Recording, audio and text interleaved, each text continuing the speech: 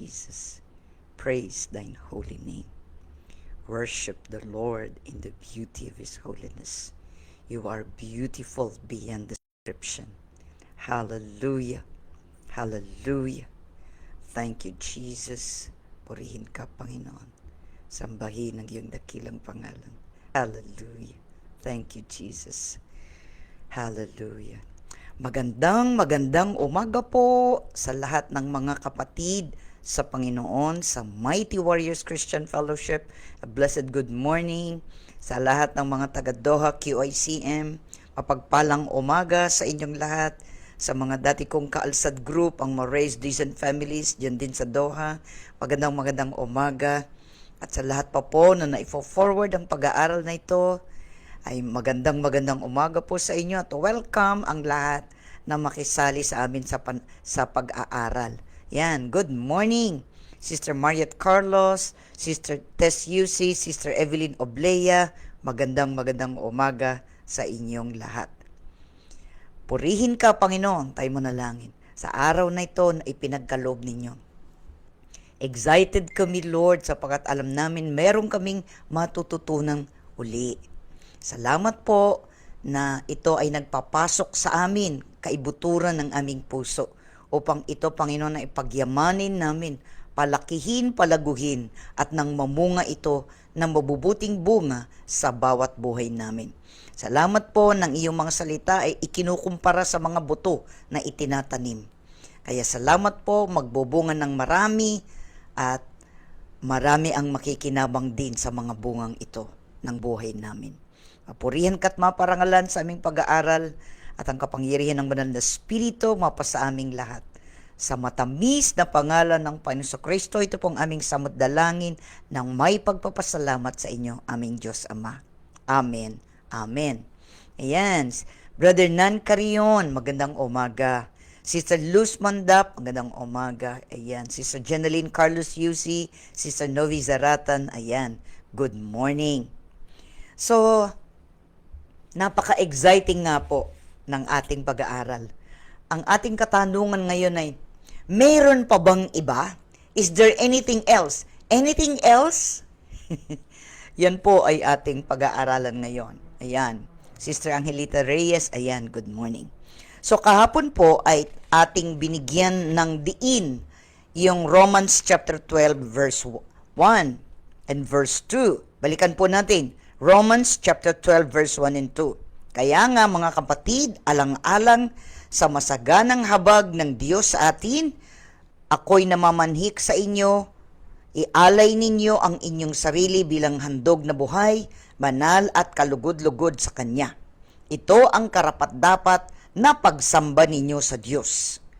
Huwag kayong umayon sa takbo ng mundong ito. Mag-iba na kayo at magbago ng isip upang mabatid ninyo ang kalooban ng Diyos, kung ano ang mabuti na kalulugod sa Kanya at talagang ganap. So ito pong talatang ito ay ating binigyan ng diin kahapon. Pagkatapos nun, ito ang ating response. Ibig sabihin nun, kung tayo ay tumanggap na sa Panginoon, ang susunod na action natin o kilos natin ay mag-alay ng ating buhay sa Kanya. Hindi na tayo mabubuhay para sa ating sarili, kundi nabubuhay tayo sa Kanya dahil meron siyang magandang plano. Kaya nga, pinag-aralan din natin yon. Jeremiah chapter 29 verse 11. Kahapon din po, ito'y binigyan natin ng diin. Ako lamang ang nakakaalam ng mga panukalang inihanda ko para sa ikabubuti ninyo. Jeremiah 29:11, I'm reading po. At para dulutan kayo ng pag-asa sa hinaharap. Verse 12, kung maganap na ito, kayo'y tatawag, lalapit at dadalangin sa akin at diringgin ko naman kayo. Ako'y hahanapin ninyo at masusumpungan kung buong puso ninyo akong hahanapin. So, ang mga talata pong ito ay may pasubali. Itong Jeremiah 29:11, verse 12, and verse 13. Sabi, ako'y hahanapin ninyo at masusumpungan kung buong puso ninyo akong hahanapin. Buong puso, hindi lang yung kapag may kailangan ka, kaya ka lumalapit. Pag meron kang problema, kundi sa lahat ng pagkakataon, masaya ka man o malungkot, meron kang pagsubok o wala, kahit na ano, may pera o wala, hindi na kailangan alamin pa ng ibang mga tao kung anong sitwasyon ng buhay mo. Diba sabi ko nga po kahapon, palagi nating sinasabing, lahat kayo na may pinagdadaanan. Sana po palitan natin yon. Hindi po tayo nakakonsentrate sa mga problema. Ang concentration po natin ay ang Panginoon. May pinagdadaanan, halimbawa, ibig sabihin, may pagsubok, may examination ka. Meron kang pagsusulit sa Diyos. Pero hindi naman laging may pagsusulit, di ba? Maraming discussion, kahit sa eskwelahan. Merong pagsusulit, di ba? Sandali lang yon. Kung may quiz, may quiz. Di ba? 1 to 10 lang yon. Tatanungin lang ng teacher kung alam mo, meron siyang ibinigay na assignment. Pagkatapos nun ay pagkabukasan, sabi niya, bukas short quiz tayo. O kung minsan naman, hindi sinasabi, biglaan lang. Pero sandali lang yon kasi short quiz, di ba? Pero may alam din tayo na long, mahaba. O kaya tapos periodicals, di ba? Mahaba yon. Ang ating buhay, hindi naman laging mahaba ang ating pagsusulit. Merong mga pagkakataon na maliliit lang yan, madali lang yan, mapagtatagumpayan natin. Kaya nga, nag-aaral tayo ng mabuti. Di ba? Nag-aaral tayo ng mabuti. Ang salita ng Diyos, doon tayo nagbabasa, at sa pamamagitan ng pagbabasa natin yan, susukatin ng Panginoon kung naiintindihan na natin ang mga bagay na ating binasa. Katulad ng nag-aaral, binabasa niya. Kung binasa mo lang yung words, ika nga, sinabi mo, ito, binasa mo lang, gaano ba kadami ang nasa isip at puso mo na? Diba? Gaano ba kadami yon? Ilang porsyento ba ang nare-retain, ika nga, yung nananatili sa iyo? Kaya nga, araw-araw tayo nagbabasa, araw-araw tayo nagsasaliksik, sapagkat kung may mga pagkakataon na tayo'y nasusubukan, hindi tayo nagpapanik, ika nga. Ay, hindi ko alam yun. Absent ako. Yan, isa pang bagay yun. Kung lagi kang absent, natural. Paano mong malalaman kung anong mga dinidiscuss, diba? Kaya lagi kang present. Sa pag-aaral, present ka. Sa tuwing merong pagkakataong may pangangaral, may pagtuturo, present ka. Para sa ganun, naiintindihan mo yung scripture. Kasi kung once a week ka lang nakikinig, ay minsan ka lang ba sa isang linggo kakain? Siyempre hindi, ano? Ang pagkain natin, ilang beses? 3 beses yung main meals natin. May breakfast, may lunch, may dinner, may merienda pa nga. Gawin din natin yan sa salita ng Diyos. Yan ang ating pagkain. It's our spiritual food.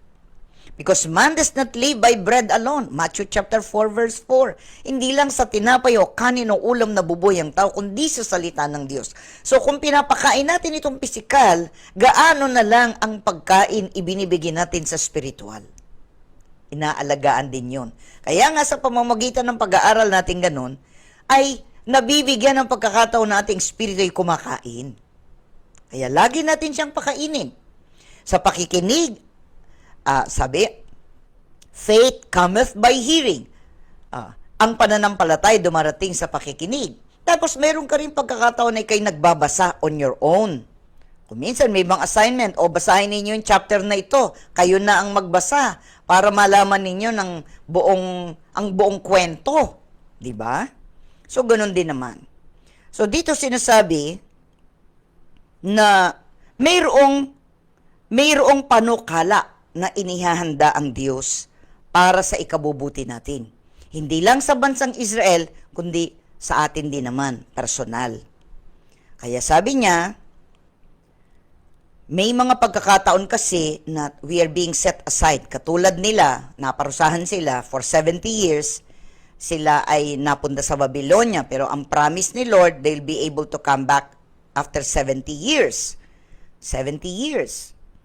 Kaya sabi niya, bloom where you are planted. Kung nandyan kayo, magpakarami kayo, huwag kayong kakaunti. Lahat yan, nasa Biblia yan. Sinasabi niya sa kanila. Tapos sabi niya, Ito, I will read it to you para maliwanag. Jeremiah 29 verse 10. Ito ang sabi ni Yahweh. Balikan natin ito. We are reading Jeremiah chapter 29 verse 10. Yung sinasabi ko.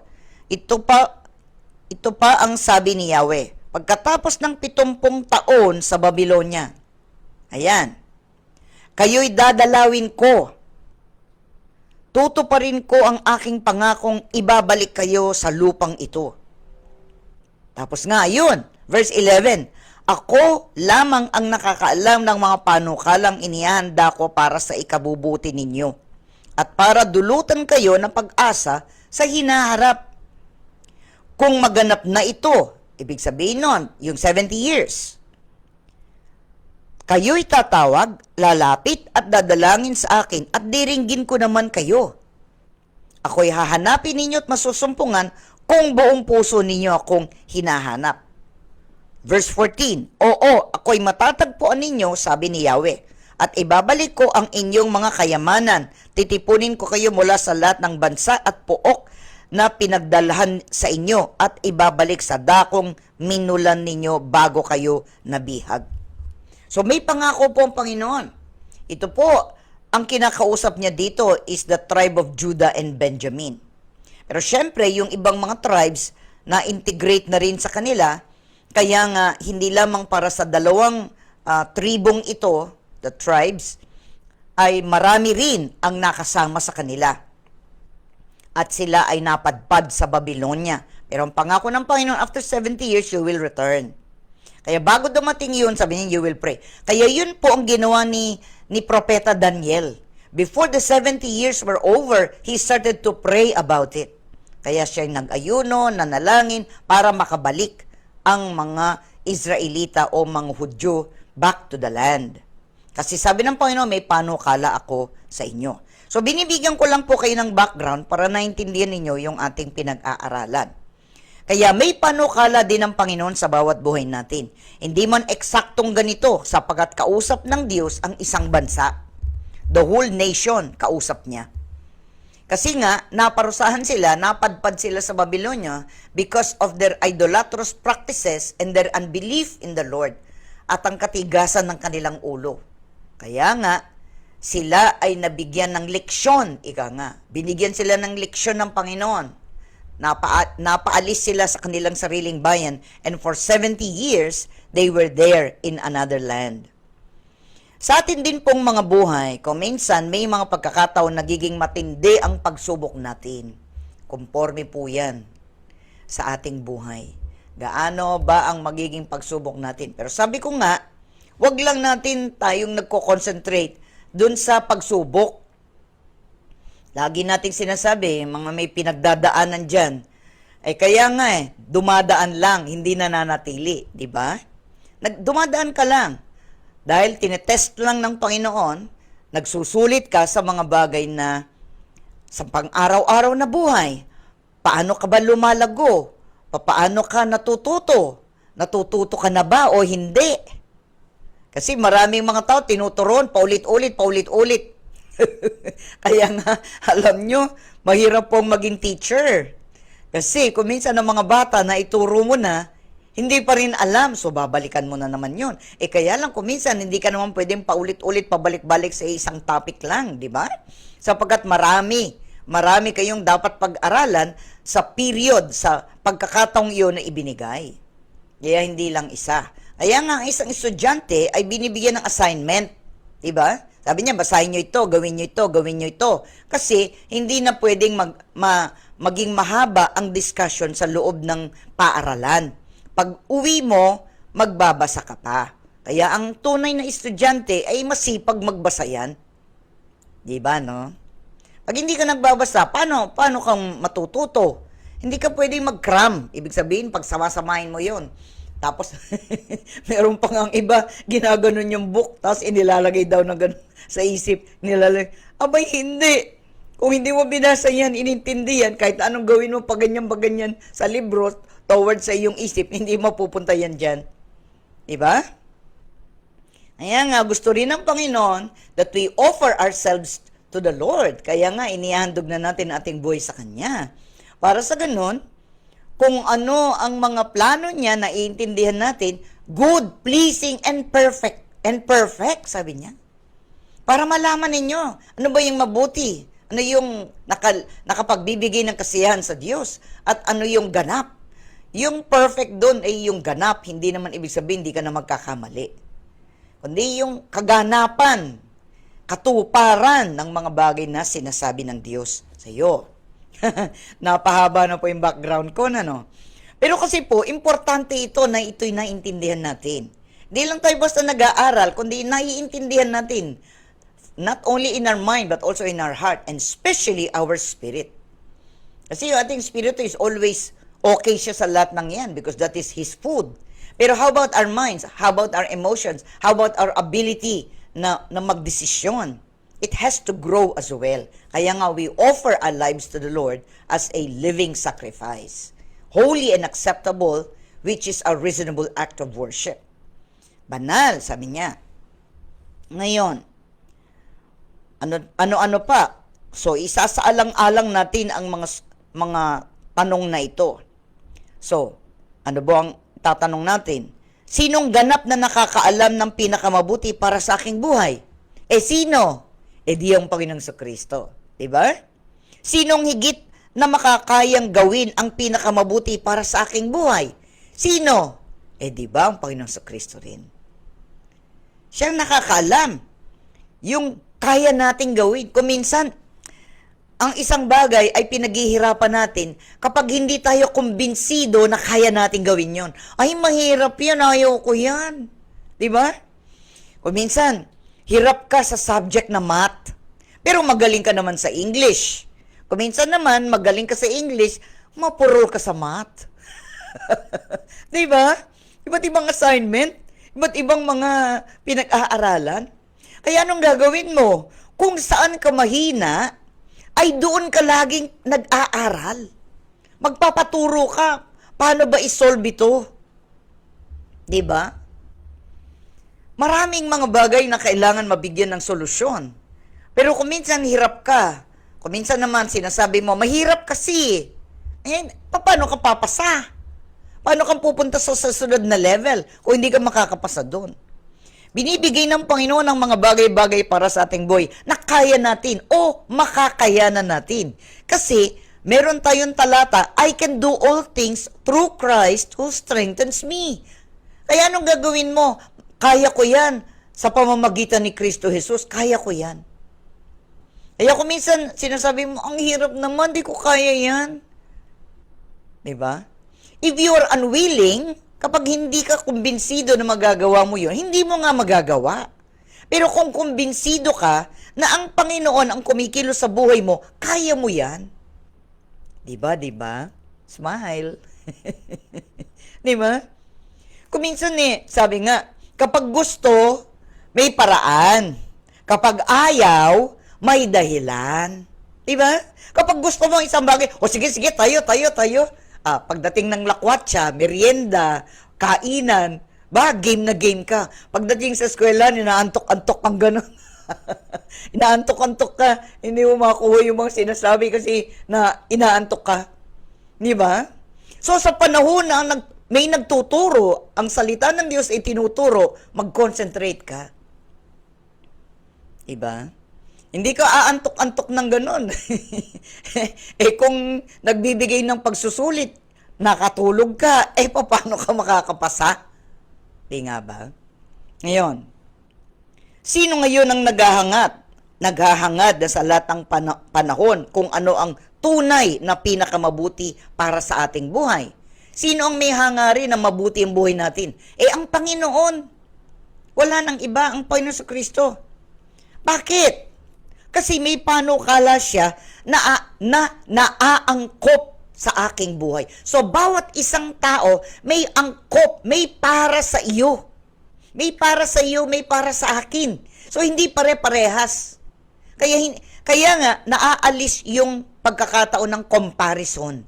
Yung paghahambing. Kay babae, kay lalaki, kay bata, kay matanda, hindi tayo pwedeng maghambing sapagkat may panukala ang Diyos na naangkop sa atin na ipinapagawa niya. Amen po ba? Amen po ba yun? May panukala siya, He has a plan. Angkop sa ating buhay, aking buhay, sa iyong buhay. Angkop, tailored for you, ika nga. Kumbaga sa damit, sinukatan kang mabuti para hindi laylay ang manggas, hindi masyadong mahaba. Di ba ngayon, hindi na tayo madalas, wala na tayong pagkakataong pumunta sa isang tailoring shop, di ba? Konti na lang ang pumupunta sa mga tailor shop kasi mas mahal na ngayon yung pumupunta sa mga tailoring shop. Bibili ka ng tela, ito yung gusto ko, ganyan, mamimili ka ng hugis, kung anong color, kung lahat, ano ang design, mamimili ka, di ba? Ngayon, ready to wear, RTW. Ibig sabihin nun, may sizes, 10, 12, 14, yung ganon. 8, 6, yung ganun. Kaya susukatin mo. Kapag okay na sa may shoulder, kuminsan mahaba naman sa manggas. Diba? Kuminsan mahaba doon. So, anong gagawin? Meron may tinatawag sila doon, yung, para paputol mo kung masyadong mahaba, yung ganun. Pa-adjust mo para mag-fit sa'yo. Gusto mo na, kaya lang mahabang manggas, mahaba yung laylayan, yung ganon. So, anong gagawin mo? Ipapafit mo yan. Pero ngayon, kung nagpapa-tailor ka, na kusa talaga, fitted talaga sa'yo yan, fit na fit, ay mas mahal na yon. Pero alam nyo po, kahit mahal yon, God has prepared a tailored life for you. Yung sukat sa'yo, angkop sa'yo. Siya ang divine tailor, ika nga. Siya yung Diyos na nananahi, kumbaga, na angkop para sa bawat isang tao. Diba? Yung height, yung weight, pagdating sa weight. Kasi kuminsan, dyan tayo nagkakatalo. Kaya kuminsan, ang mga damit, bumibili ka na naman uli kasi tumaba ka eh. Kuminsan naman, napakarami mo ng damit, pero sinasabi mo, wala akong damit. Ano ba yan? Isang cabinet ang damit mo. Pero sabi mo, wala akong damit. Ang dami nando doon. Eh bakit kaya nasabi mo yun? Kasi hindi na fit dito sa banggas o dito sa litaw na yun tiyan. Di ba? Mahaba yung ganun. Ako, namomroblema ka. Alin ba dito ang susuot ko? Pero alam niyo po, napakabuti ng Panginoon. Ang para sa iyo, angkop sa iyo, hindi mahaba, hindi maikli, sakto sa iyo. Diba, diba? Sakto sa iyo. May panukala ang Diyos. Kaya kung susundan mo ang kalooban niya, magpapasukat ka talaga sa shoulder, sa hands, diba? Sa neck, diba? Pag pupunta ka sa tailor shop, siguradong susukatan ka. Diba? Yung height, yung length, gaano ba ang gusto mo, o gaano yung naaangkop para sa iyo, para kapag ka tinahi yun, isinuot mo yun, aba, gandang-ganda ka talaga. Pati kulay, pati lahat. Tailored nga eh. Kaya nga sinabing tailoring shop. Tailored. Akma sa'yo. Hindi RTW, hindi ready to wear. Yung angkop sa'yo ang ibibigay sa'yo. Diba? Ganon din sa buhay. Lalo na sa buhay pananampalataya. Mayroong bagay na sa iyo lang pinagagawa at wala nang ibang gagawa nun. Kaya kapag hindi natin nagagawa yon, kulang. There is something wrong. Diba? So ngayon, nagbulay-bulay na ba tayo? Talaga bang ang Panginoong Kristo ang Panginoon natin? Napagpasyahan mo na ba na siya ang Panginoon mo at hindi ka na tatalikod sa Kanya? Napagpasyahan mo na ba na tuloy-tuloy ka lang sa Kanya habang buhay? Yan ang tanong. Kasi maraming mga taong nagsitanggap sa Panginoong Kristo, pero sa oras na ito, sa panahong ito, sila'y nawawala na. Nung una, excited sila. Pero nung nagkakaroon na ng mga pagsusulit, nagkakaroon na ng mga pagbabago, ayaw na nila. Nawala yung mga kaibigan, nawala yung ganito, pinapersecute. Ang dami-dami. Ang dami-daming magiging, maraming kang bagay na i-give up, ika nga. Ayaw nilang i-give up yon. They want the Lord, but they want the world. Gusto nilang Panginoon para maligtas sila, takot silang pumunta ng impyerno, pero ayaw naman nilang sundin kung anong kalooban ng Diyos sa bawat buhay nila. Tayo kaya, salamat sa Diyos, nakikinig ka ngayon, kapatid. Sapagkat gusto mo na matutunan kung ano ang gusto ng Panginoon upang yun ang sundin mo. Paano mo malalaman? Di magtatanong ka, Lord, ano ba ang plano mo sa buhay ko? Turuan mo ko, tulungan mo ko, para magampanan ko ito. Para hindi ako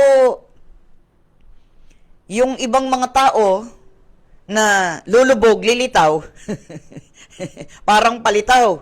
Minsan nasa church, kuminsan wala. Hindi regular, hindi nagtutuloy. Kuminsan palipat-lipat ng church. Ay, hindi ka lalago kung palipat-lipat ka.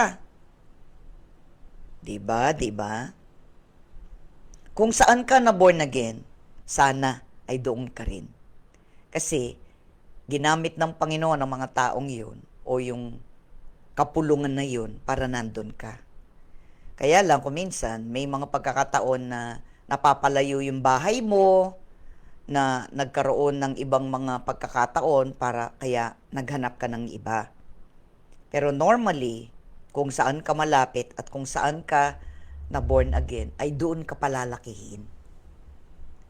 Diba? Kaya kung magiging tapat lamang tayo sa Panginoon, tapat tayo sa kanyang mga panukala, walang bagay na hindi ibibigay ang Panginoon sa atin. Tayo na, sinasabi ko na nga, tayo na ang pinakamasaya. So, paano natin ipapaliwanag ang ating sagot? Anong sasabihin natin? Tinanggap ko na ang Panginoong Kristo bilang sariling tagapagligtas at manunubos ng aking buhay mula pa noong kailan? Meron tayong spiritual birthday. Ako nga po, yung eksaktong date, hindi ko na maalala. Pero it was in month of November of 1977. Marami po yung mga Sabado na yun. It was on a Saturday nung kami ay nagba-Bible study at that time. So, hindi ko na maalala yun. Sayang. Pero ngayon, sinasabi natin lagi, yung sa araw na tumanggap ka sa Panginoon, that will be your spiritual birthday. Para naaalala mo rin ang spiritual birthday mo. Pero ako, I know it is November of 1977. Yan. Ilang buwan bago mag-graduate. Yun. Kaya, anong gagawin natin ngayon? Diba? Meron. Marami tayong gagawin. It's just the start. Yung pagdidesisyon mo na tanggapin si Kristo bilang sariling tagapagligtas at manunubos ng iyong buhay at maging Panginoon ng buhay mo. There is another thing is, He becomes the Lord of your life. Ano yon? Saan? Kailangan ang Panginoon sa Kristo ang maging sentro, halimbawa, sa propesyon mo, sa edukasyon mo, sa iyong salapi, sa iyong sarili, sa iyong pag-aari, sa iyong pag-aasawa at pamilya, at sa ibang mga oras. Napapaloob lagi doon ang Panginoon. Hindi ka na namumuhay for your own self. You live for the Lord. Kaya ngayon ang sabi ni Pablo, for me to live is Christ. Hanggang doon muna tayo. Sige, mabuhay ka muna. Kasi si Pablo, dinugtungan niya eh. For me to live is Christ and to die is gain. Sabi niya. O doon muna tayo doon sa, for me to live is Christ. Para sa akin, ang mabuhay ay si Kristo. So it means, lahat ng bahagi ng iyong buhay, siya ang magiging Panginoon, susundan mo siya. Kaya ako po, bagamat nung una, hindi ko po alam lahat ito. Nung unang na-born again ako, hindi ko alam. Pero there is one thing that I have decided. I have decided to follow Jesus. No turning back, no turning back. Nagbago lahat ang gusto kong gawin after graduation. Sabi ko, Panginoon, gusto ko kung ano ang kalooban mo sa buhay ko, yun ang susundin ko. So, every step of the way, itinatanong ko sa kanya. Anong ginawa ko? Ang aking mga magulang, inihanda na nila ang para sa aking pagbo-board exam kasi natapos ako ng accountancy. Noon, Bachelor of Science, major in accounting. Noon, ganun ang mga title. BSc, Bachelor of Science, major in accounting. Tama yun? Commerce, Bachelor of Science in Commerce, major in accounting. Doon ako. Kasi meron din Bachelor of Science in Commerce, major in banking and finance. Yung ganon.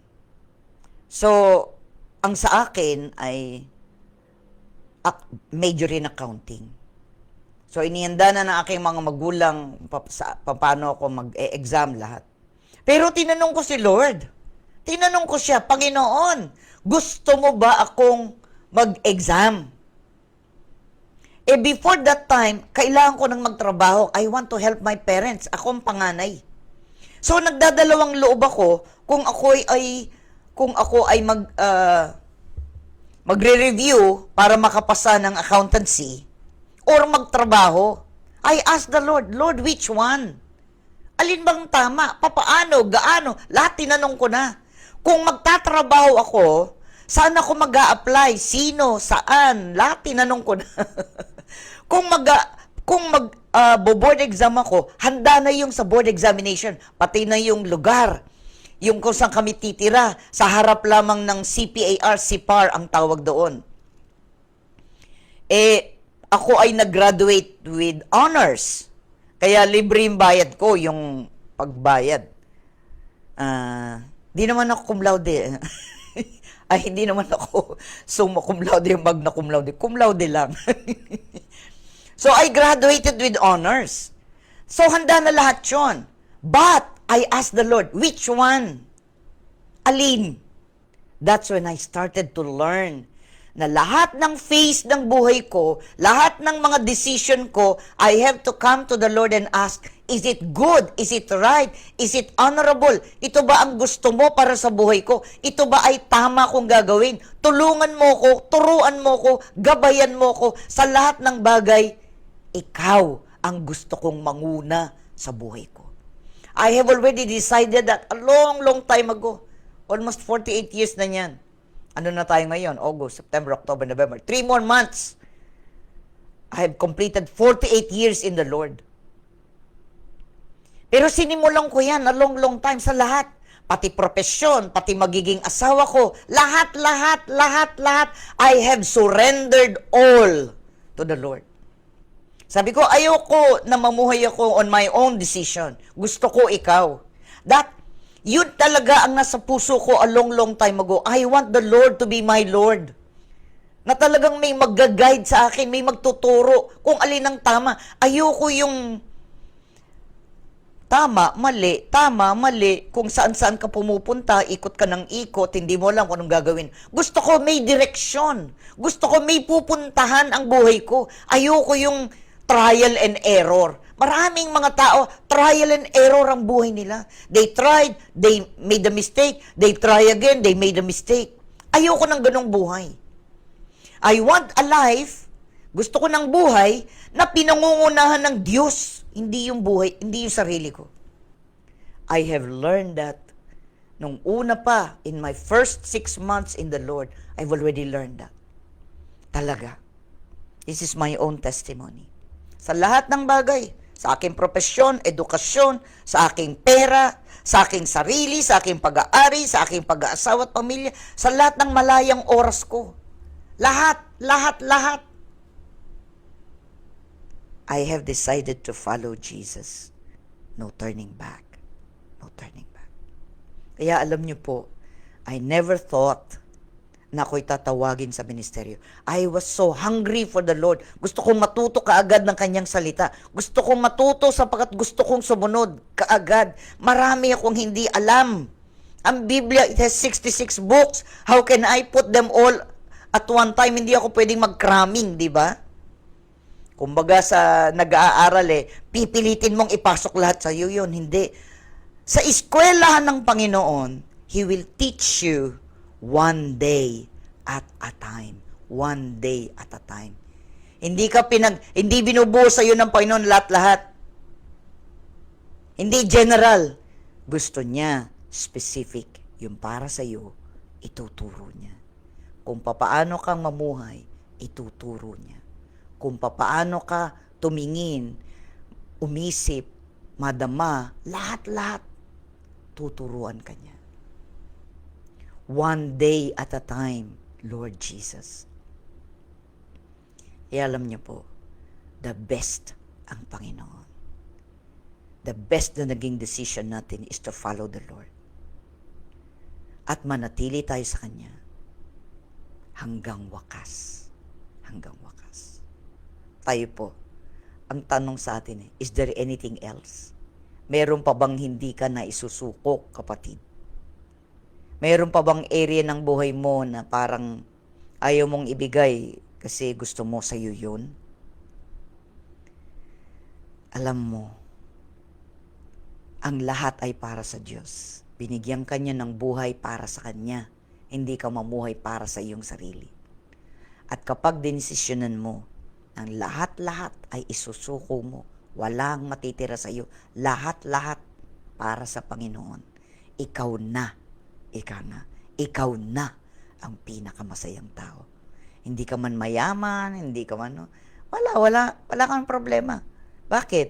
He will supply all your needs according to His riches and glory in Christ Jesus. Philippians 4:19. God will supply in your spirit, in your soul, in your body.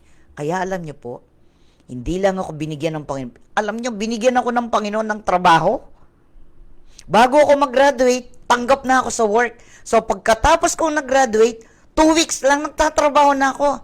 And added bonus, ika nga, doon ko na-meet ang lifetime partner ko. Doon ko na-meet ang sinabi ni Lord na magiging lifetime partner ko, si Pastor Vil Sampang. Yes. Ano pa bang hanapin ko, di ba? He gave me the best work and He gave me the best man for my life. Pag masunurin tayo, yung hindi mo pa hinihingi, ibibigay din niya. Kasi ang ating Panginoon, kung magbigay, siksik, liglig, at umaapaw pa. Let us pray. Lord, marami pong salamat. Napakabuti mo.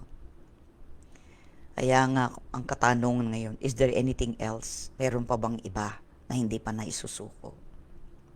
Tulungan mo kami, turuan mo kami na magtapat sa iyo. Tapat na tapat.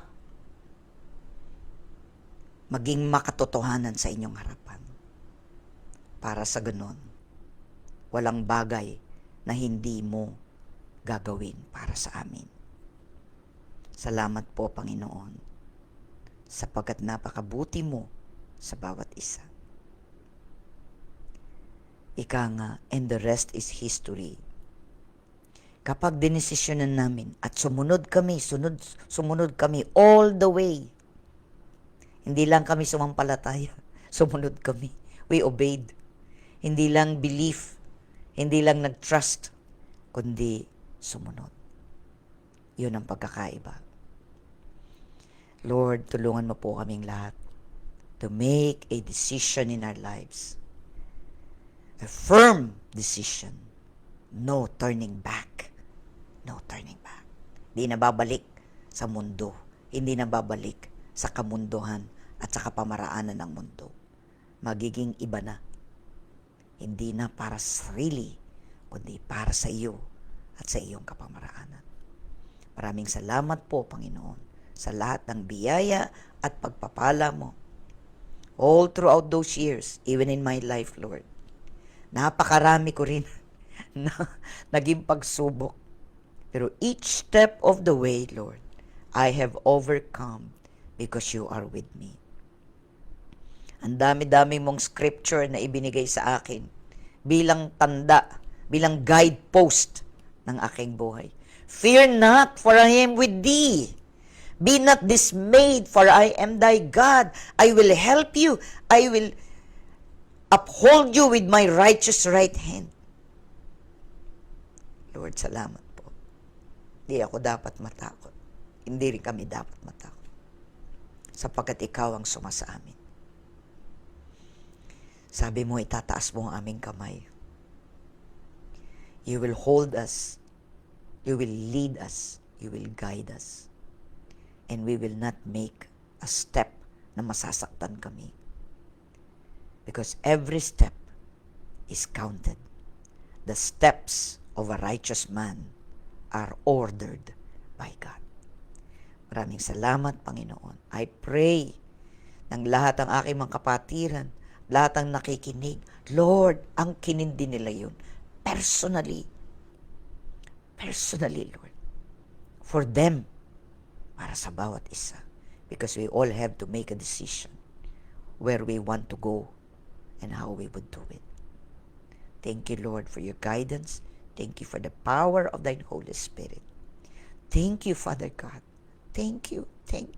Forever we will thank you and praise you and bless you, Lord, all the days of our lives until we reach heaven's shores. Thank you, Heavenly Father. Thank you. Grateful and thankful. In the name of our Lord and Savior Jesus Christ and Redeemer, our advocate, our intercessor in heaven, the Holy Spirit, who are intercessor right here, who will lead us and guide us.